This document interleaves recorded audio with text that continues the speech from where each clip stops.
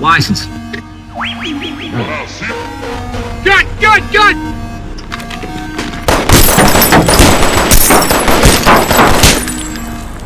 My son just said hello to someone, and 2 white cops shot him dead. They searched the car and only found a college acceptance letter. No gun. But they didn't admit any mistake to their superiors. Instead, they handcuffed my son, pulled an unregistered pistol from the trunk, and placed it in his hand to fabricate a story that he had attacked officers and resisted arrest. To those cops, if your skin is black, emptying a magazine seems never to be wrong. That day was my son's first day of college. I lent him the car. Who would have thought it would become his death sentence? Seeing him lying there so still, I was devastated. I locked myself in the bathroom and cried all night. The next day, the police released a statement claiming my son had been armed, resisted arrest, and was shot on the spot. I know my son. He could never have done that. So I went to the station demanding justice. While I was there, the officer who killed my son came down the stairs. You can't even bring yourself to apologize. I don't apologize for doing my job. You don't realize that kid you killed, he has a father who's gonna use every single resource he has to make sure you never forget the day you pulled that trigger.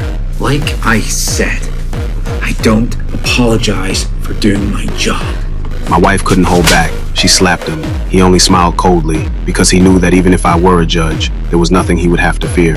At best, he might lose his job. I took my case to the mayor, begged him to hear the truth, but he didn't want the truth. He just wanted to buy my silence with money. I refused without hesitation and left. Back home, I called friends for help. One quietly pulled the files and discovered this wasn't the first time. White officers had killed black people and covered it up before. I tracked down the family of another victim, hoping they would stand with me, but they'd given up. They'd fought that fight many times and been beaten down by reality. They chose to walk away. I tried everything I could, and still I got nowhere. The next day, the police issued an official notice, slandering my son as an armed criminal, and even painting him as a troubled youth. My wife broke down when she saw it. I reached the end of my patience. I realized then that the law was never meant to protect people like us. So I made a choice. I would take justice into my own hands and end this.